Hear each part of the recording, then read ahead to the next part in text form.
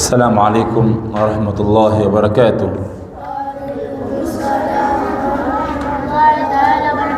الحمد لله ثم الصلاة والسلام على رسول الله وبعد. الحمد لله. Mwanzo ni kurejesha shukrani sana kwa Allah tabaraka wa taala kwa kutufikia kumaliza mlango wa swala kama ni vile nidhamu ya kitabu ilivyopangiliwa, na leo Mwenyezi Mungu Subhanahu wa Ta'ala kutupatia taufiki kuweza kuanza katika mlango unaoongelea kuhusu saumu. Mwenye kitabu anasema wa amma saumu, ama saumu, wa huwa thalithu min arkani lislami, nao ndio nguzo ya tatu katika zile nguzo za Kiislamu. Fahuwa, na hiyo saumu maana yake imsakun ma'rufun, ni kujiziwilia kwa kule ambako kwamba kuna kujulikana kule kujiziwilia, ala wajhin makhsusin, kwa namna maalumu, ni kujiziwilia kwa namna maalumu, au ni kujiziwilia kwa namna inayojulikana katika njia maalumu. Sasa sharhu ama sharihu alkitab aliyesherehesha hichi kitabu kama hichi anasema qaddama almuallifu rahimahullahu as-sawma ala zakati.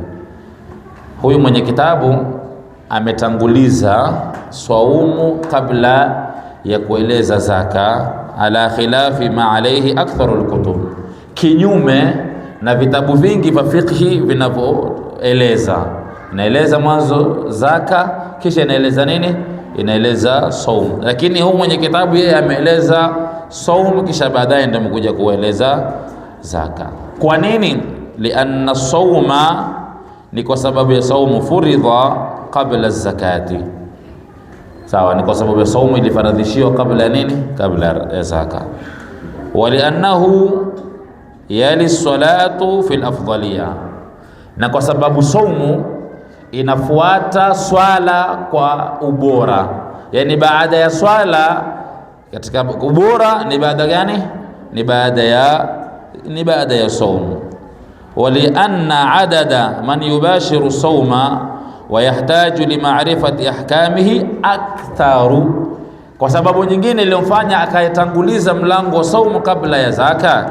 Anasema mwanzo ndio ibada bora baada ya swala, kisha kwa sababu idadi wanayohitaji kuijua saumu ni wengi kuliko wanaohitaji kujua zaka. Sababu zaka ni matajiri peke yake, si ndio? Ni watu wenye uwezo. Lakini mtu kama ana uwezo, hata huyo mwenye uwezo kidogo, kama kile kiwango pia kikufika, pia ana haja ya kutoa zaka.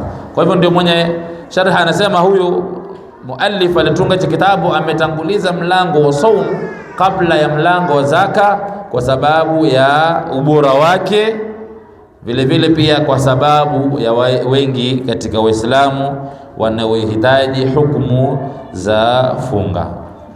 Anasema hii Ramadhani wa furidha siyamu Ramadhani fi sanati thaniyati min alhijra, ibada ya saumu imefaradhishwa katika mwaka wa pili baada ya Mtume Muhammad sallallahu alayhi wa alihi wa sahbihi wasallam kugura. Mtume alivugura kwenda Madina, mwaka wa kwanza ukapita, mwaka wa pili ulipoingia ndio Allah subhanahu wa ta'ala akamfaradhishia Mtume Muhammad sallallahu alayhi wa alihi wa sahbihi wasallam saumu. Tumuone yeye bwana Mtume sallallahu alayhi wasallam alifunga miaka mingapi?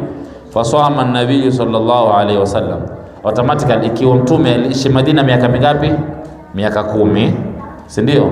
Na saumu imefaradhishwa katika mwaka wangapi? Wa pili. Kuna mwaka mmoja tayari ushafanya nini? Ushapita. Kwa hivyo bila shaka itakuwa Mtume alifunga Ramadhani ngapi? Mtume atakuwa amefunga Ramadhani ngapi? Mtume amekaa Madina miaka 10. Miaka mingapi? 10. Na saumu Mtume ameanza kufunga katika mwaka wa pili. Itakuwa Mtume amefunga saumu ngapi? Na saumu 8? Hapana. Mtume amekaa Madina miaka 10. Mwaka wa kwanza kulikuwa hakuna saumu, Mwaka wa pili Mtume sallallahu ndio akapatwa saumu mpaka kufa kwake, itakuwa amefunga miaka mingapi? Miaka 9. Naam. Ustadha anasema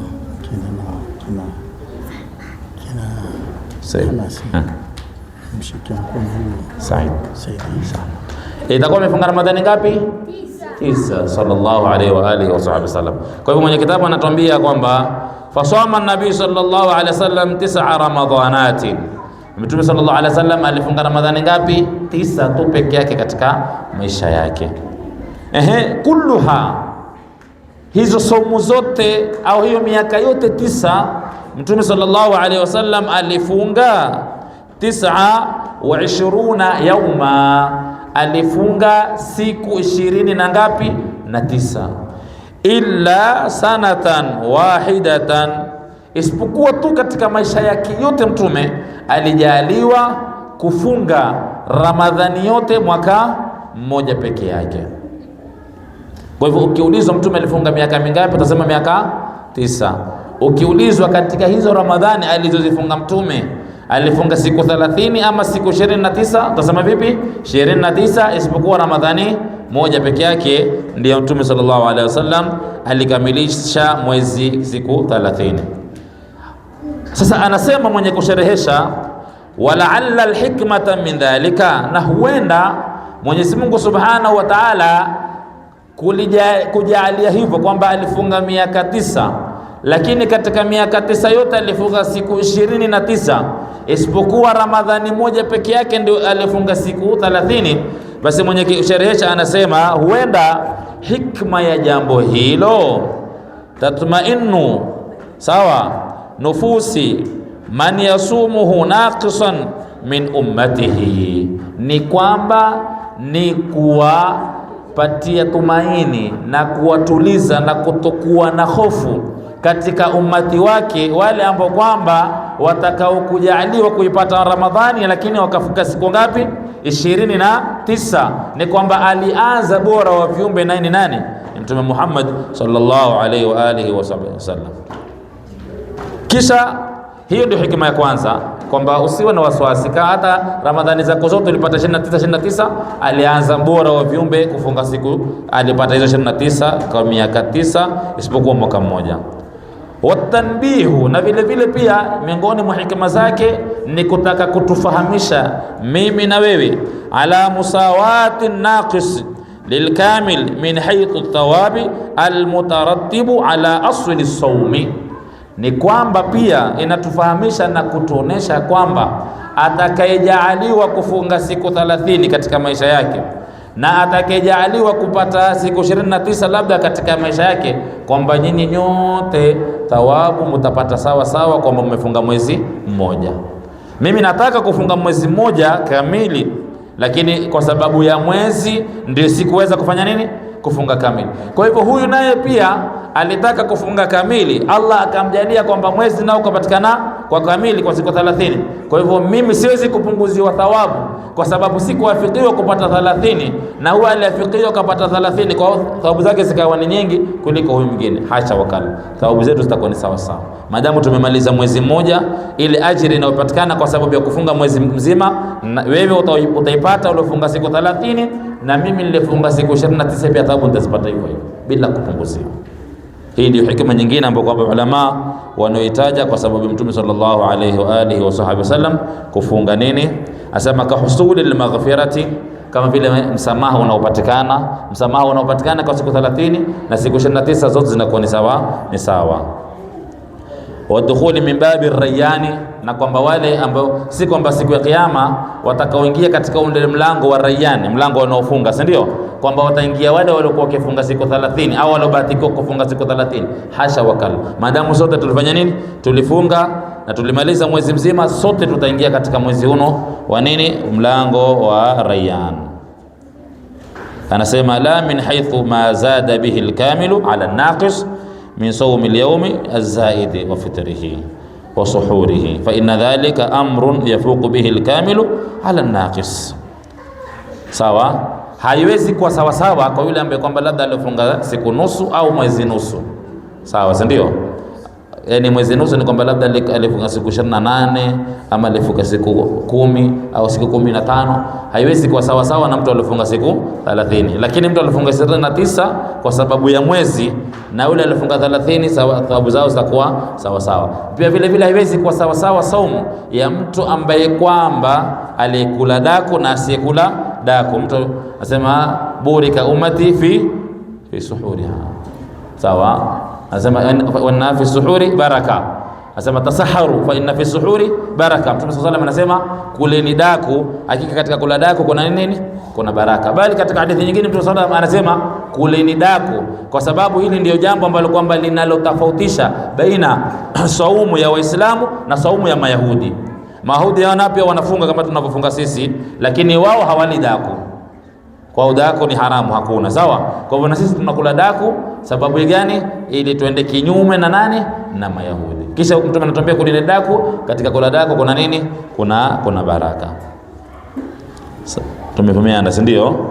Kwa hivyo wal aslu fi wujubi siyami ramadhani qawluhu ta'ala, asli ya kuonesha kwamba saumu ya Ramadhani ni lazima ni aya maarufu sana Allah tabaraka wa taala alipotuambia katika suratul Baqara aya 183, ya ayyuhalladhina amanu, aya maarufu. Tukiingia Ramadhani tutasikia kutiba alaykumus siyam kama kutiba alal ladhina min qablikum la'allakum tattaqun. Tutakoma mpaka hapa kwa sababu ya time. Kisha inshallah taala Mwenyezi Mungu akitupatia fursa, kesho nadhani tutakuwa tumeshikana, lakini inshallah baada ya kesho tutaendelea kuiangalia wasaumu maalumu min ad-dini bid-darurati. Saumu ni ibada ambayo kwamba inajulikana katika dini, katika ile mambo ambayo kama ni dharura. Tutaona dharura ni nini inachopendelewa katika ibada kwa uwezo wa Allah tabaraka wa taala. Mwenyezi Mungu tujalie min alladhina yastami'una alqawla fayattabi'una ahsana. Wa sa'adallahu awqatakum wa ila al-liqa.